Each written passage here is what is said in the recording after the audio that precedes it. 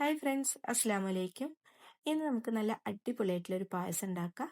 അപ്പോൾ അതിന് വേണ്ടിയിട്ട് ഇതാ പാന് വെച്ചിട്ടുണ്ട്. അതിലേക്ക് 1.5 ടേബിൾ സ്പൂണോളം ഗീ ഒഴിച്ചു കൊടുത്തിട്ടുണ്ട്. ഈ ഗീ ഞാൻ വീട്ടിൽ തന്നെ ഉണ്ടാക്കിയിട്ടുള്ള ഗീ ആട്ട, അതുകൊണ്ട് തന്നെ പായസത്തിന് ഒരു പ്രത്യേക ടേസ്റ്റ് ആയിരുന്നു. 1 കപ്പ് അവൽ ചേർത്ത് കൊടുത്തിട്ടുണ്ട്.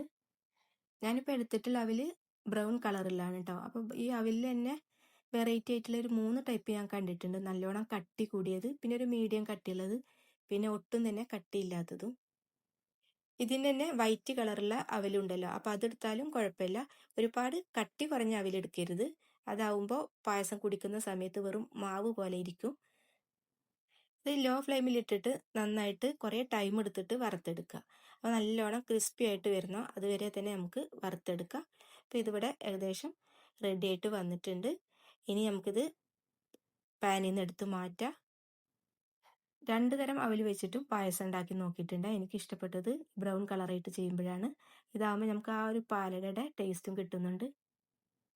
ടൈമുള്ളപ്പോഴൊക്കെ ഇതുപോലെ അവലൊക്കെ ഫ്രൈ ആക്കി വെക്കുകയാണെങ്കിൽ പെട്ടെന്നൊക്കെ പായസം ഉണ്ടാക്കാൻ തോന്നുകയാണെങ്കിലൊക്കെ എളുപ്പമായിരിക്കും. ഇനി ഇതിലേക്ക് കാരമൽ ഉണ്ടാക്കാം. 1/2 കപ്പ് പഞ്ചസാരയാണ് കാരമലിന് വേണ്ടിയിട്ട് ചേർത്ത് കൊടുത്തിട്ടുള്ളത്. ഞാനിതിലേക്ക് മിൽക്ക് മെയ്ഡ് കൂടെ കുറച്ച് ചേർത്ത് കൊടുക്കുന്നുണ്ട് ലാസ്റ്റ് ടൈമിൽ. നിങ്ങളത് ചേർക്കുന്നില്ലെങ്കിൽ ഈ ഒരു ടൈമിൽ ഏകദേശം ഒരു 1/4 കപ്പോളം പഞ്ചസാര എടുത്താൽ മതി. അതല്ലെങ്കിൽ പിന്നെ ലാസ്റ്റ് നോക്കിയിട്ട് പഞ്ചസാര ചേർത്ത് കൊടുത്താലും മതി. കാരമൽ ഉണ്ടാക്കുമ്പോൾ എപ്പോഴും ശ്രദ്ധിക്കേണ്ടത് നമ്മൾ ഇട്ട ഉടനെ നല്ല ഹൈ ഫ്ലെയിമിലാക്കിയിട്ട് വെക്കുക. പിന്നെ ഇത് മെൽറ്റായി വരുന്ന സമയത്ത് ലോ ഫ്ലെയിമിലേക്ക് ആക്കിയിട്ട് നല്ലോണം ഇളക്കി കൊടുക്കണം. കൈയെടുക്കാതെ ഇളക്കുക. ഇപ്പോൾ നന്നായിട്ട് ഇത് മെൽറ്റായിട്ട് വന്നിട്ടുണ്ട്. ഇനി കളറൊന്നും ഒരുപാട് ചേഞ്ച് ആവാതെ നമ്മൾ എടുക്കണം. പായസത്തിൻ്റെ ടേസ്റ്റ് അങ്ങ് പോവുകയും ചെയ്യും കരിഞ്ഞു പോയിട്ടുണ്ടെങ്കിൽ.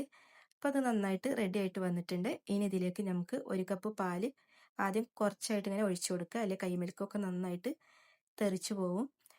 അങ്ങനെ 2.5 കപ്പ് പാലാണ് പായസത്തിന് വേണ്ടിയിട്ട് എടുത്തിട്ടുള്ളത്. ഇനി ഇത് നന്നായിട്ട് തന്നെ ഇളക്കി കൊടുക്കുക. അടിയിലൊന്നും കട്ട പിടിച്ച് പോകുന്നില്ല. പെട്ടെന്ന് തന്നെ ഇത് ഇളക്കി കൊടുത്താൽ നന്നായിട്ട് തന്നെ മെൽറ്റായിട്ട് കിട്ടും. കരിഞ്ഞു പോവുകയൊന്നുമില്ല. ഇത് നന്നായിട്ട് ഇളക്കി കൊടുക്കുക. ഇത് തിളക്കുന്ന ടൈമിൽ നമുക്കിതിലേക്ക് ഒരു 2 ടേബിൾ സ്പൂണോളം ചവ്വരി എടുത്തിട്ട് നേരത്തെ തന്നെ വെള്ളത്തിലിട്ട് വെക്കുക കേട്ടോ. 1 മണിക്കൂർ മുന്നേ തന്നെ ഞാൻ വെള്ളത്തിലിട്ട് വെച്ചിട്ടുണ്ടായിരുന്നു. അല്ലെങ്കിൽ പിന്നെ കുറച്ച് നേരം ഒരു 5 മിനിറ്റ് ഒക്കെ വെള്ളത്തിലിട്ടിട്ട് പിന്നെ വേവിച്ചിട്ട് ഇതിലേക്ക് ചേർത്ത് കൊടുത്താൽ മതി. ഇതിനി ഒരുപാടൊന്നും ഇതാവേണ്ട ആവശ്യമില്ല. കുറച്ച് നേരം വെള്ളത്തിൽ കിടന്നുകൊണ്ട് തന്നെ പെട്ടെന്ന് തന്നെ വെന്ത് കിട്ടും. എന്നിട്ട് ഇത് നന്നായിട്ട് തന്നെ ഇളക്കി കൊടുക്കുക. ഇത് നന്നായിട്ടൊന്ന് വെന്ത് വന്നതിന് ശേഷമാണ് നമ്മൾ ഇതിലേക്ക് പിന്നെ അവൽ ചേർത്ത് കൊടുക്കുന്നത്. ഇത് വെറും പാലിൽ കിടന്നിട്ടാണ് വേവിച്ചെടുക്കുന്നത് കേട്ടോ. ഒട്ടും തന്നെ നമ്മൾ ഇതിലേക്ക് വെള്ളമൊന്നും ചേർത്ത് കൊടുത്തിട്ടില്ല. പിന്നെ ഒന്നുകൂടെ എളുപ്പമാവാൻ കൂടി വേണ്ടിയിട്ടാണ് ഞാൻ കുറച്ച് നേരം ചവ്വരി വെള്ളത്തിലിട്ടിട്ട് ഇതിലേക്ക് ചേർത്ത് കൊടുത്തത്. അപ്പോൾ വേറെ തന്നെ നമ്മൾ വേവിച്ചെടുക്കൊന്നും വേണ്ടല്ലോ. അപ്പോൾ നന്നായിട്ട് ഇത് ചൂടായിട്ട് വരുന്നുണ്ട്. ഇളക്കിക്കൊണ്ടേ ഇരിക്കുക. നമ്മൾ വെള്ളം ചേർക്കാത്തത് കൊണ്ട് തന്നെ പാട കെട്ടും. അപ്പോൾ പാട കെട്ടാതിരിക്കാൻ വേണ്ടിയിട്ടാണ് ഇതിങ്ങനെ ഇളക്കിക്കൊണ്ടിരിക്കുന്നത്. ഇനി ഇതിലേക്ക് അവൽ ചേർത്ത് കൊടുക്കുക. അവൽ ചേർത്തിട്ടും നന്നായിട്ട് തന്നെ ഇളക്കി കൊടുക്കുക. ബ്രൗൺ അവൽ ചേർത്തുകൊണ്ട് തന്നെ നമുക്ക് ഇതിൻ്റെ കളറിലും നന്നായിട്ട് ഒരു ചേഞ്ച് വരും.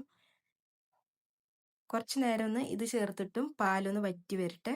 വറ്റി വന്നതിന് ശേഷം നമുക്കിതിൽ മധുരമൊക്കെ നോക്കിയിട്ട് അതിനനുസരിച്ചിട്ട് മിൽക്ക് മെയ്ഡ് ചേർത്ത് കൊടുക്കുക. മിൽക്ക് മെയ്ഡ് അല്ല നിങ്ങൾ ചേർക്കുന്നതെങ്കിൽ പഞ്ചസാര ഈ ഒരു ടൈമിൽ ചേർത്ത് കൊടുത്താൽ മതി. അങ്ങനെ നന്നായിട്ട് തിളച്ച് വരുന്നുണ്ട്. ഇനി നമുക്ക് ഇതിലേക്ക് മിൽക്ക് മെയ്ഡ് ചേർത്ത് കൊടുക്കുക. നമ്മളിപ്പോൾ ഇവിടെ ഒരു 2 ടേബിൾ സ്പൂൺ ചേർത്ത് കൊടുത്ത് കാണും കേട്ടോ. അപ്പോൾ അതിനനുസരിച്ചിട്ട് പഞ്ചസാര നിങ്ങൾ ചേർത്ത് കൊടുത്താൽ മതി. മിൽക്ക് മെയ്ഡ് ഇല്ലെങ്കിൽ ഇത് ചേർത്ത് കൊടുക്കുമ്പോൾ നല്ല ടേസ്റ്റാണ് പായസത്തിന്. അത് പിന്നെ എല്ലാവർക്കും അറിയുന്നതല്ല, നമ്മൾ പായസത്തിലേക്കൊക്കെ മിൽക്ക് മെയ്ഡ് ചേർക്കുമ്പോൾ നല്ലൊരു ടേസ്റ്റാണെന്ന്. എന്നിട്ട് ഇത് നന്നായിട്ട് തന്നെ ഇളക്കി കൊടുക്കുക. അപ്പോൾ നമ്മുടെ പായസം ഇവിടെ റെഡി ആയിട്ടുണ്ട്. ഫ്ലെയിം ഓഫ് ചെയ്യുക. ഇനി ഇതിലേക്ക് കാഷ്നട്ട് കിസ്മിസൊക്കെ ഒന്ന് വറുത്തിടാം. ശരിക്കും ഈ ഒരു പായസത്തിലേക്ക് ഇതിൻ്റെ ആവശ്യമില്ല. കുട്ടികളൊക്കെ കഴിക്കുമ്പോൾ അവർക്ക് കാഷ്നട്ട് കിസ്മിസൊക്കെ കഴിക്കുമ്പോഴല്ലേ കൂടുതൽ ഇഷ്ടം ഉണ്ടാവുക. അതുകൊണ്ട് പാനിലേക്ക് ഗീ ഒഴിച്ചിട്ട് കുറച്ച് കാഷ്നട്ട് ഇട്ട് കൊടുത്തിട്ടുണ്ട്. ഇനി നമുക്കിതിലേക്ക് കുറച്ച് കിസ്മിസ് കൂടെ ഇട്ട് കൊടുക്കാം. ഇതുകൂടെ ചേർത്തിട്ട് നന്നായിട്ട് ബ്രൗൺ ആയി കഴിഞ്ഞാൽ നമുക്കിത് പായസത്തിലേക്ക് ഇട്ട് കൊടുക്കാം. പായസം ഇവിടെ റെഡി ആയിട്ട് കിട്ടിയിട്ടുണ്ട്. ഇപ്പോൾ കണ്ടില്ലേ, ഈ ഒരു പായസം കണ്ടാൽ ആരും പറയുക പാലട പായസമാണെന്നാണ്. കുട്ടികൾക്കും വലിയവർക്കൊക്കെ ഒരേപോലെ ഇഷ്ടപ്പെടും. ഞാൻ എന്താ ഒരു ഗ്ലാസ്സിലേക്ക് ഒഴിച്ചു കൊടുക്കുന്നുണ്ട്. അപ്പോൾ നമ്മളെപ്പോഴും പായസം കുടിക്കുമ്പോൾ കുഞ്ഞി ഗ്ലാസ്സിൽ കുടിക്കുകയാണെങ്കിൽ നമുക്ക് വീണ്ടും വീണ്ടും കുടിക്കാൻ തോന്നും. നിങ്ങൾക്ക് ഈ വീഡിയോ ഇഷ്ടപ്പെട്ടിട്ടുണ്ടെങ്കിൽ ലൈക്ക് ചെയ്യുക. പിന്നെ ഞങ്ങളെ ഫ്രണ്ട്സ് ആൻഡ് റിലേറ്റീവ്സിൻ്റെ ഒക്കെ ഒന്ന് ഷെയർ ചെയ്ത് കൊടുക്കുക. സബ്സ്ക്രൈബ് ചെയ്യാതെ കാണുകയാണെങ്കിൽ ഒന്ന് സബ്സ്ക്രൈബ് ചെയ്യുക. ഇൻഷാ അല്ലാ ഇനി നെക്സ്റ്റ് വീഡിയോയിൽ കാണാം.